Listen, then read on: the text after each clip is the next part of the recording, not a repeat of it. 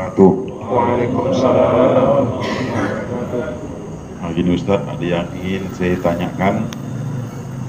Pada akhir tahun ini kan bulan Desember itu ada 2 perayaan Ustadz, yaitu perayaan Natal bagi yang merayakan, dan keduanya perayaan Tahun Baru. Untuk Natal itu pernah saya dengar tidak boleh kita umat muslim mengucapkan selamat Natal pada kaum yang merayakan. Dan yang kedua pernah juga saya dengar bahwa perayaan Tahun Baru itu adalah tahun Kristen atau Kristiani, dan apakah kita umat muslim juga boleh merayakannya Ustadz? Kalaupun boleh, bagaimana caranya? Kalaupun tak boleh, apa caranya? Terima kasih. Assalamualaikum warahmatullahi wabarakatuh.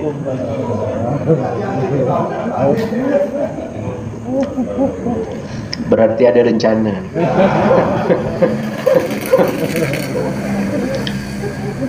Baik. Yang pertama, memang di bulan Desember ini ibarat kita itu bulan maulidnya kita. Jadi maulid bagi kita, Desember bagi orang-orang Nasrani. Pertama begini, sumber hadisnya dari Nabi Muhammad SAW. Kata Rasulullah, la tashabbahul yahuda wan nasara. Jadi kalimatnya itu jangan. Maka kata para ulama, larangan. Jangan sekali-kali kalian, kata Nabi, menyerupai an-nasara, orang-orang Nasrani, menyerupai al-yahuda, orang-orang Yahudi, wan nasara, dan orang-orang Nasrani. Jadi kita menurut hadis tersebut, kata ahlul hadis, dilarang umat Islam untuk menyerupai orang-orang Nasrani dan orang-orang Yahudi. Pertanyaannya, maka pembahasannya tidak berhenti di situ. Ketika ada penjelasan begitu, pertanyaannya muncul, yang tidak boleh menyerupai itu apanya, dalam apanya? Kalau kita vonis tak boleh sama sekali Pak menyerupai, bahaya kita. HP ini Pak bukan produk muslim nih. Samsung Korea, Sony Jepang, Nokia itu Finlandia. Kalau yang lain-lain itu kan banyak dari Cina, Apple Amerika. Jadi kalau kita motor sama produk mana, mobil gitu juga, Suzuki, Honda. Jadi yang tidak boleh menyerupai mereka itu fi mu'abadatihim, di dalam cara-cara mereka beribadah, itu tak boleh. Atau di dalam hal-hal yang khusus bagi mereka, memakai pakaian salib, itu kan khusus bagi mereka. Ini kita bawa anak kita ke tempat belanja mainan, di situ ada orang jual kalung, main kalungan, main kalung gitu, mainan kalung. Ada kalungan yang salib, anak kita minta itu dibelikan sama kita. Itu repot orang tua gitu. Itu khas bagi mereka, tak boleh kita makainya. Itu khas bagi mereka. Pakaian-pakaian yang khusus bagi mereka tidak boleh kita belikan. Sama seperti ya Allah, baju sepak bola Pak. Oh iya, Bapak kalau anak-anak kita beli baju sepak bola itu tengok aja. Kalau Bapak misalnya tahu ada namanya Barcelona, bajunya tuh Pak bisa ditengok lambangnya tuh, salibnya jelas. AC Milan, Real Madrid di atasnya itu. Kalau yang tak ada itu ya Persib Bandung, tak ada itu. Tak ada salibnya itu. Atau Indonesia gitu, tak ada itu. Jadi ada yang memang salib itu karena mereka karena kalau seperti Barcelona atau Real Madrid itu ada ceritanya, ada kenapa Kristen itu dimunculkan di sana. Dulu Spanyol itu Pak, itu mayoritas Muslim Eropa.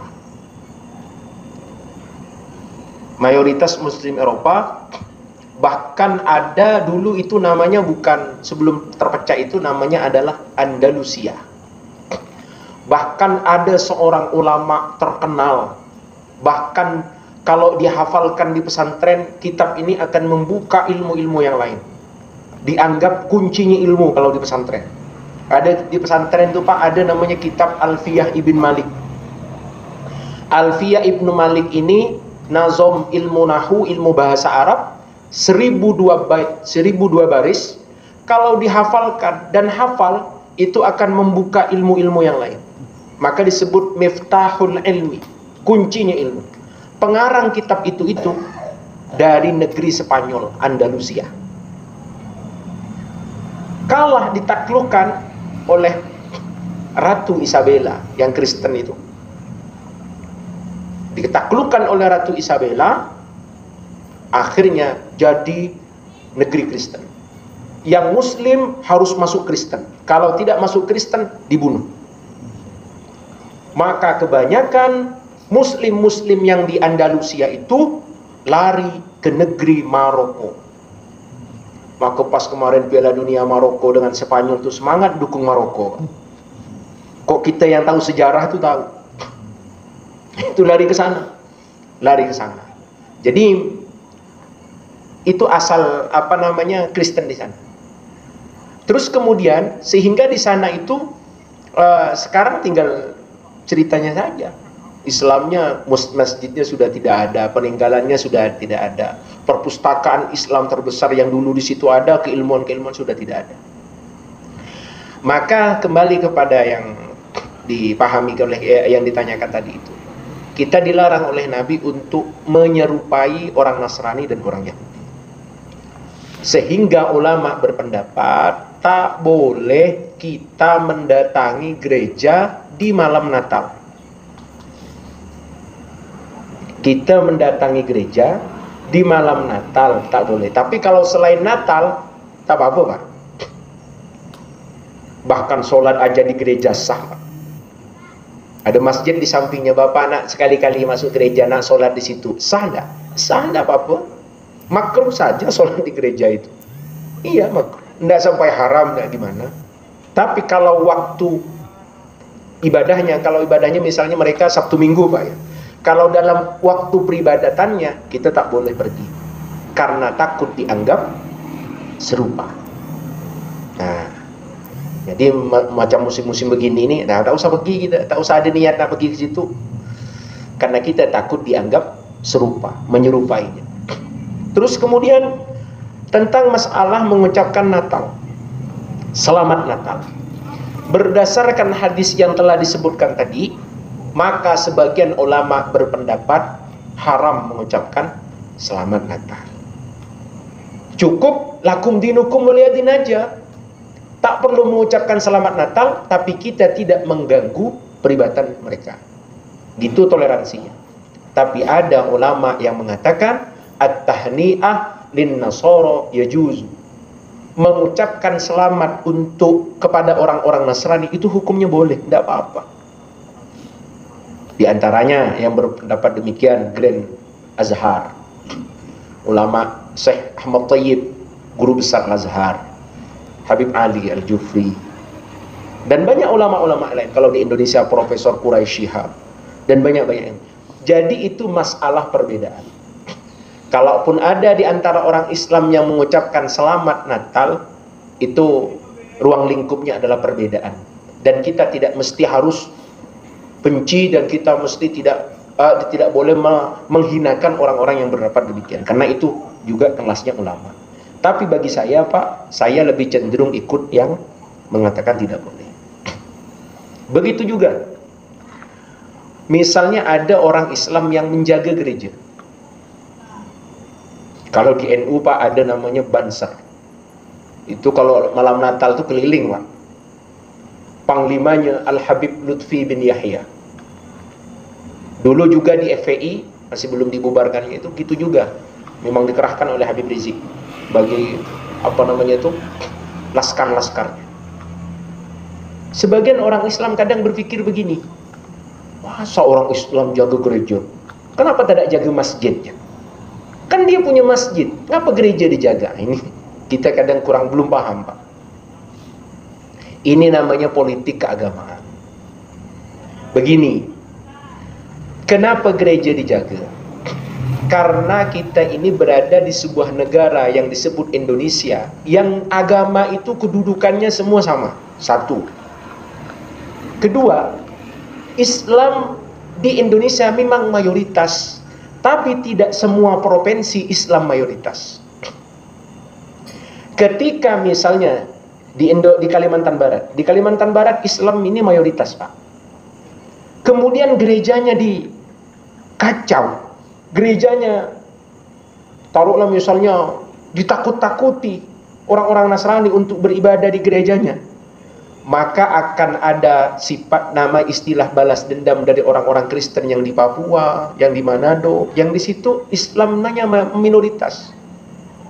Sedangkan kita orang Islam wajib menjaga Islam saudara kita. Bukan hanya Islam saudara kita di Kalimantan Barat, tapi Islam saudara kita yang di Papua.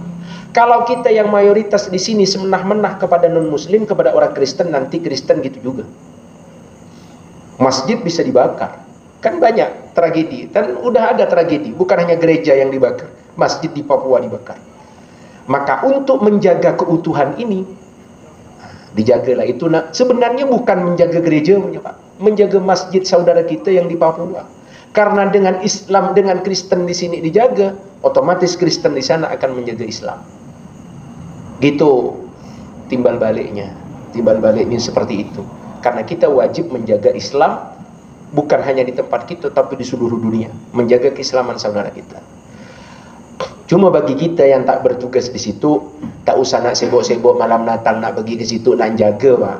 Itu ada bagiannya masing-masing. Udah, kita ni bagian kita ni ya, kita duduk di bagian kita. Maka saran saya, ya tak perlu ikut itu. Kalaupun ada, misalnya kita punya teman, punya punya sahabat, kita ucapkan tuh, jangan ucapkan selamat Natal. Paling tidak selamat, jangan Natalnya. Selamat itu seperti kita mengucapkan salam.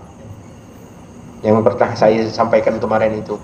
Jangan, selamat itu kan bisa selamat buat kita. Oke, misalnya dia bilang dia kalau waktu Lebaran mengucapkan kita misalnya selamat hari Lebaran, kita mengucapkan misalnya selamat, tak usah sebut Natalnya misalnya, itu bisa juga. Kemudian tentang tahun baru. Tahun baru itu identik dengan perbuatan-perbuatan ahli maksiat. Meskipun tidak diketahui persis itu dari rangkaian dari Natal, karena itu kaitannya dengan sejarah, meskipun tidak diketahui persis. Karena kan begini, Pak, kalau Bapak bilang itu dari Natal, dari Kristen, tahun baru itu Kristen, nanti Bapak ditanya orang, penanggalan kamu pakai, kata dia. Kalendernya kan kita pakai, tahunnya kita bilang tahunnya Kristen, tapi penanggalannya kita pakai. Maka gampangnya itu disebutlah tahun Masehi. Kenapa banyak ulama tidak menyarankan, bahkan melarang untuk ikut merayakan itu? Karena tasyabbuh bi ahlil ma'asi. Kita itu serupa dengan ahli maksiat. Nah, itu yang mesti kita pahami. Maka kok yang tua-tua ni insya-Allah ada, Pak, anak-anak kita. Anak-anak kita. Maka mesti kita harus pandai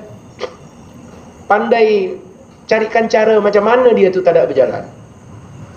Oh, tanyakan apa biasanya yang dibuat di luar itu. Bakar-bakar. Bapak belikan ayam 10 kilo.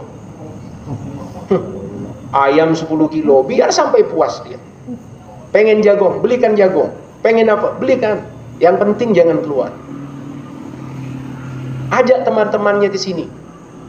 Yang penting jangan ke Korem, jangan kemana. Nah, tapi apakah itu tidak dianggap juga merayakan, Ustaz? Kan tergantung niat Bapak. Innamal a'malu binniyat. Perbuatan itu sangat bergantung dengan niatnya, Pak. Bapak begitu kan bukan untuk merayakan tahun baru, tapi Bapak begitu biar anaknya tak kemana-mana, kan? Jadi bapak begitu tuh niatnya untuk anaknya, bukan untuk tahun barunya. Tidak ada urusan dengan tahun barunya itu. Tapi bapak ada urusan dengan anaknya. Nah, itu. Jadi diniatkan begitu. Jangan mengucapkan selamat Natal dan jangan ikut merayakan tahun baru.